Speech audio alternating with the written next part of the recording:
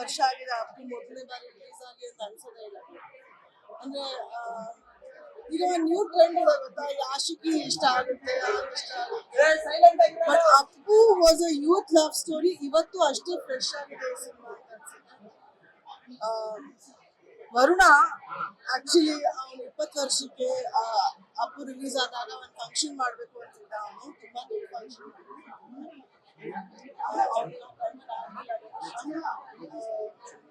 But 23 ವರ್ಷ ಆದ್ಮೇಲೆ ಅಪ್ಪು ನನ್ನ ಪಕ್ಕದಲ್ಲಿ ನಿಂತ್ಕೊಂಡು ಇಂಟರ್ವ್ಯೂ ಕೊಡ್ತಾ ಇದ್ದಾರೆ.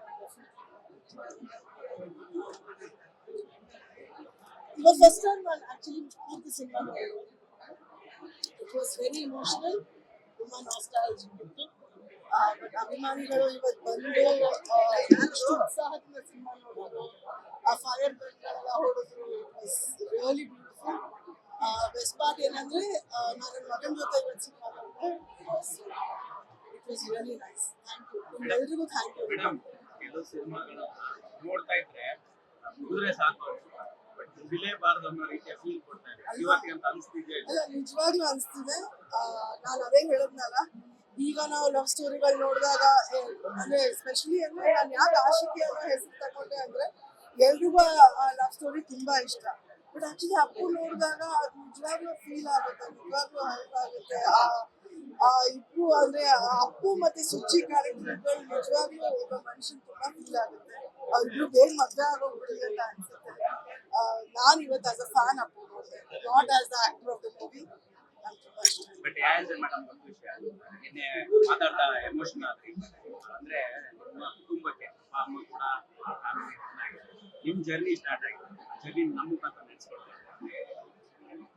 ಆಕ್ಚುಲಿ ನಾನು ಆವಾಗ್ಲೂ ಹೇಳಿದ್ದಾರೆ, ಅಪ್ಪು ಅಂತ ನೆನ್ಸ್ಕೊಂಡಾಗ, ಆ ಸಿನಿಮಾ ಅಂತ ನೆನ್ಸ್ಕೊಂಡಾಗ ಮೊದಲು ನೆನ್ಸ್ಕೋಬೇಕಾಗಿರೋದೇ ಅಮ್ಮ ಅನ್ಸುತ್ತೆ, ಭಾರತಮ್ಮ ರಾಜ್.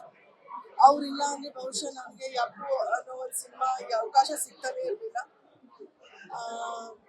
ಅಂದ್ರೆ ನನ್ನ ಅಮ್ಮ ಯಾವಾಗ ಹೇಳೋರು, ನನ್ನ ಅಪ್ಪಾಜಿ ಅಂದ್ರೆ ಬಿಸಿ ಗೌರಿಶಂಕರ್ ಅವ್ರಿಗೆ ನನಗೆ ಅವ್ನ ಮಗ ಇದ್ದಾಗೆ ಅಂತ ಅನ್ನೋರು.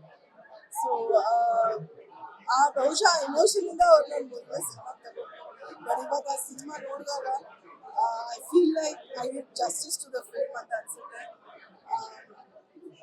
ಅಪ್ಪ ತುಂಬಾ ತುಂಬಾ ತುಂಬಾ ತುಂಬಾ ಫೀಲ್ ಆಗುತ್ತೆ ಅವ್ರಿಗೆ ಆ ಸಿನಿಮಾ ನೋಡಿದಾಗ.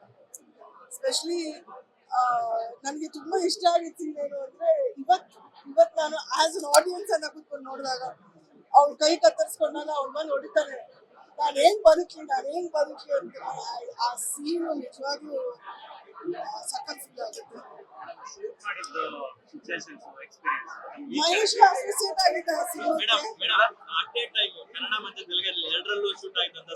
ಇಲ್ಲ ಅಪ್ಪ ನಾವು ಮುಗ್ದು ರಿಲೀಸ್ ಆದ್ಮೇಲೆ ನಾವು ಇಡಿಯಟ್ ಅಲ್ಲಿ ಮಾತು ಕೇಳಂಗೆ ಇಲ್ಲ. ಅದು Appu was the first experience. ಇದ್ರಲ್ಲೂ ಪೂರಿನೇ ಮಾಡಿದ್ದು, ಆ ಸಿನಿಮಾ ಕೂಡ ಪೂರಿನೇ ಮಾಡಿದ್ದು. ಅದು ಸ್ವಲ್ಪ ಮಾಡರ್ನ್ ಟಚ್ ಕೊಟ್ಟಿದ್ರು. ಬಟ್ ಇದು ತುಂಬಾ ಇಷ್ಟ ಆಗೋದು ಏನಕ್ಕೆ ಅಂದ್ರೆ ಇದ್ರಲ್ಲಿ ಒಂದು ಇನ್ನೋಸೆನ್ಸ್ ಇದೆ ಅನ್ಸುತ್ತೆ ನನಗೆ. ಆ ಇನ್ನೋಸೆನ್ಸ್ ಜನರು ತುಂಬಾ ಇಷ್ಟ ಆಗುತ್ತೆ. ಅಪ್ಪು ಕ್ಯಾರೆಕ್ಟರ್ ಇರ್ಬೋದು, ಸುಚ್ಚಿ ಕ್ಯಾರೆಕ್ಟರ್ ಇರ್ಬೋದು, ಅವಿನಾಶ್ ಫ್ಯಾಂಟಾಸ್ಟಿಕ್ ಆಕ್ಟರ್. ಇವತ್ತು ಬಹಳಷ್ಟು ಜನರಿಗೆ ಆ ಸಿನಿಮಾ ನೆನೆಸ್ಕೋಬೇಕು. ಐ ಥಿಂಕ್ ಗುರುಪ್ರಕಾಶ್ ಅವ್ರ ಸೊ ಅವರನ್ನು ನೆನೆಸ್ಕೋಬೇಕು. ಸಣ್ಣ ಕ್ಯಾರೆಕ್ಟರ್ಗಳು ಎಲ್ಲರೂ ಎಷ್ಟು ಚೆನ್ನಾಗಿ ಮಾಡಿದ್ದಾರೆ. ಅಪ್ಪು ಬರೀ ಅಪ್ಪು ಮತ್ತೆ ಸುಚ್ಚಿ ಸಿನಿಮಾ ಅಲ್ಲ, ಅದು ಎಲ್ಲರಿಗೂ ಸಿನಿಮಾ. ಅಪ್ಪಾಜಿ ಅವ್ರು ಆದಂತ ಸಾಂಗ್ಗಳನ್ನ ಸಾಮಾನ್ಯವಾಗಿ ನಾವು ಎಲ್ಲ ಕಡೆ ಕೇಳಿಸ್ಕೊಂತಾ ಇರ್ತೀವಿ. ಬಟ್ ಇವತ್ತು ನೀವು ಎಕ್ಸ್ಪೀರಿಯನ್ಸ್ ಮಾಡಿದಾಗ ಥಿಯೇಟರ್ ಅಲ್ಲಿ ಆ 2 ಸಾಂಗ್ ಆದ್ರೆ ನಾವು ಆ ಹಾಡು ಕೇಳಿದಾಗ ನಿಜವಾಗ್ಲೂ ಬೇಜಾರಾಗುತ್ತೆ.